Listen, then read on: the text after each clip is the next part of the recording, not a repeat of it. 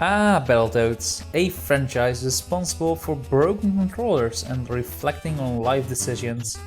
After 26 years they are back with a brand new game for a new generation. As a Battletoads fan, I was excited when this game was announced. But does this game deliver in reviving this beloved franchise? Or should these toads be left stuck under the tire of your car? Let's find out. And before you watch further, I want to note that this review is made by someone who played all previous released Battletoads games. I will also go into spoilers. This includes the ending, but also most levels featured in this game.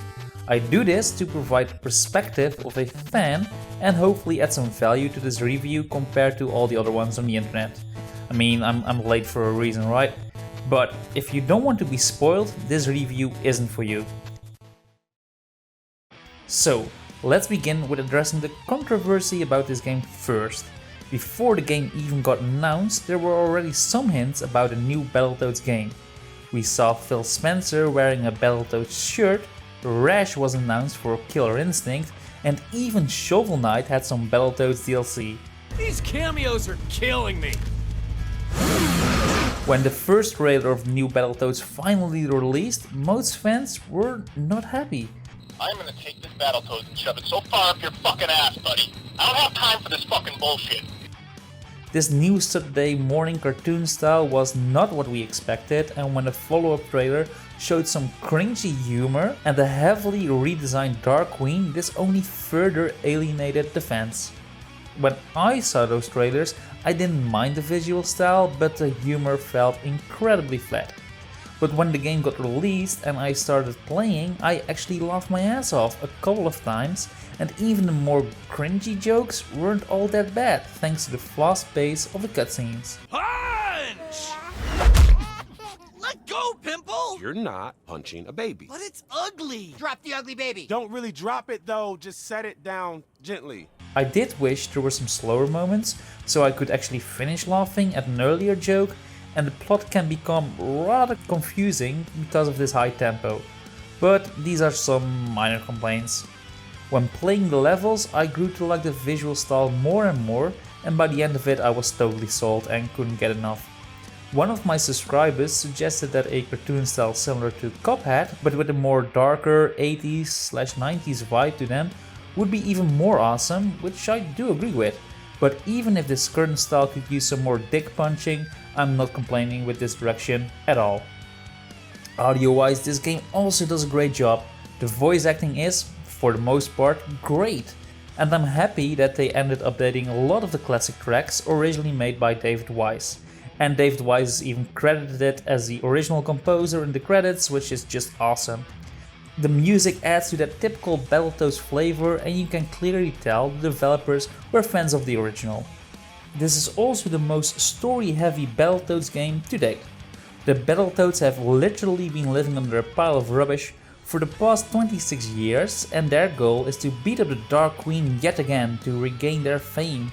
But when they discover she too has been locked away and stripped of her powers, they band together to defeat the Topian overlords.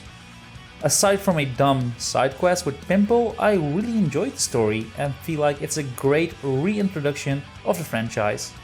It also has a kind-hearted ending, which is a bit cliché but works nonetheless.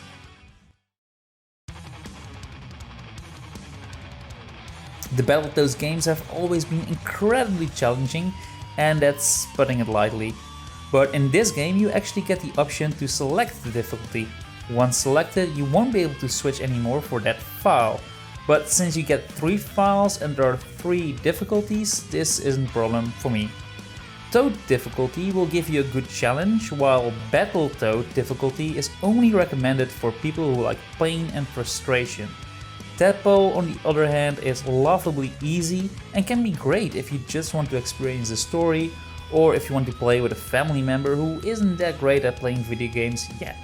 Sadly, I can't really tell that much about the multiplayer experience since the game only supports couch co-op, but not online.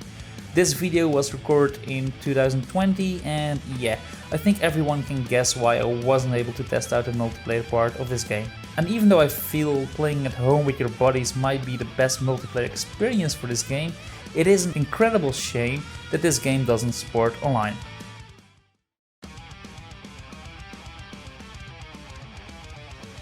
So let's dive into the gameplay, and it is all over the place. The brawling sections are easily the most fun, but they are sadly a small part of the entire game.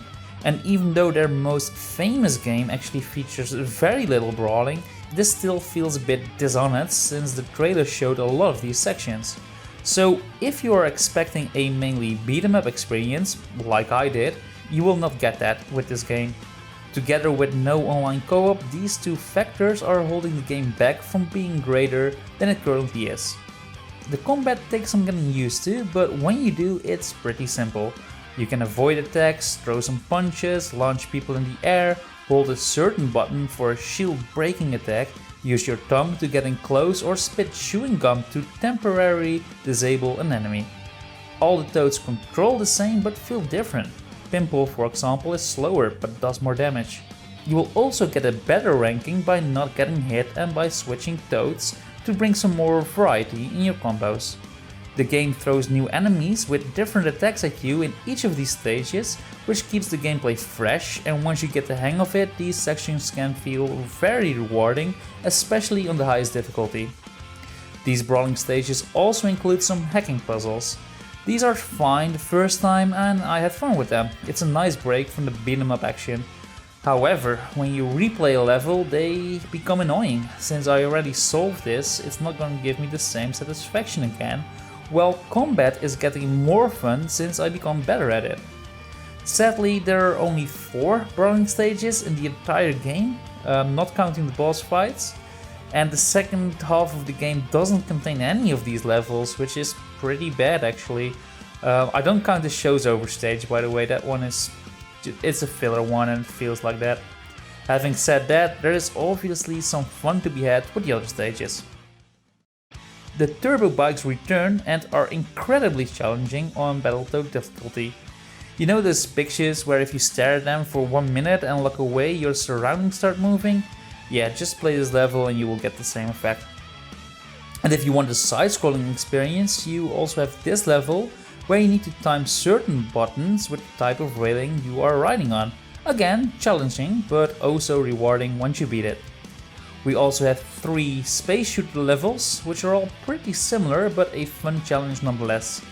We also have this complicated looking minigame, which isn't as confusing when you actually play the game, since you only focus on one element of it at a time.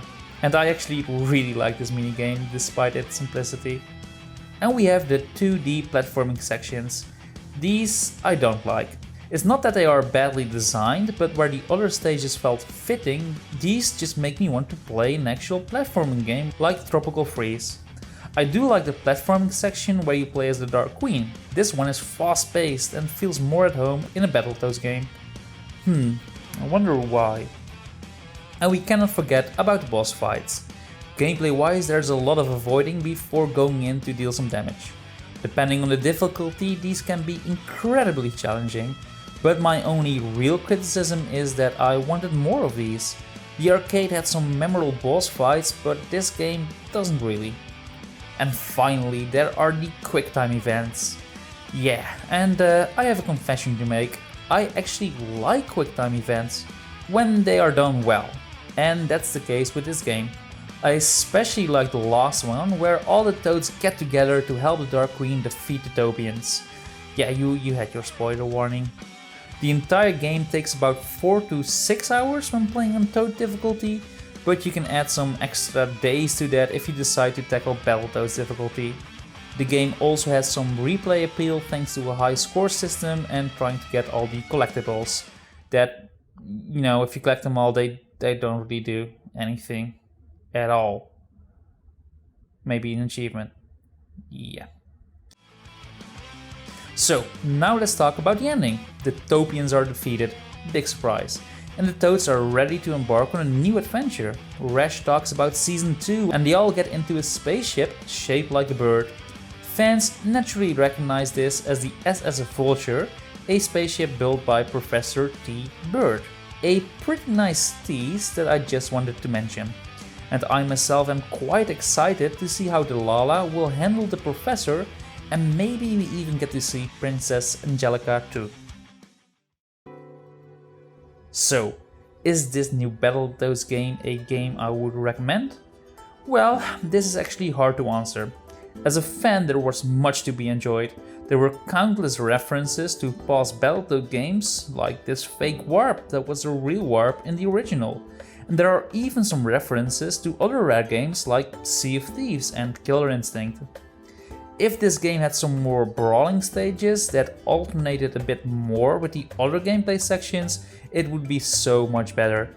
As a whole, it's a fun game that also stays true to the Battletoads franchise, but you should know what you are getting into. This game isn't a pure beat 'em up, it's part cartoon show, part brawler, part gameplay variety game. And if you think you're up for that, you should totally go for it. Yeah, you can dislike the video. And remember, if you also have Sea of Thieves, you will also get this cool looking fighting frog ship set for just playing Act 1 of Battletoads. And I also did a video on it. It's a really good video, if I say so myself. But, you know, of course I would say that. So, thanks for watching. You are amazing. If you enjoyed this video, make sure to leave a thumbs up. That's always appreciated. And let me know what you guys make of this game. I always read all my comments and I would love to hear your opinion. So, thanks for watching my stuff. I'll see you in the next one. And as always, take care.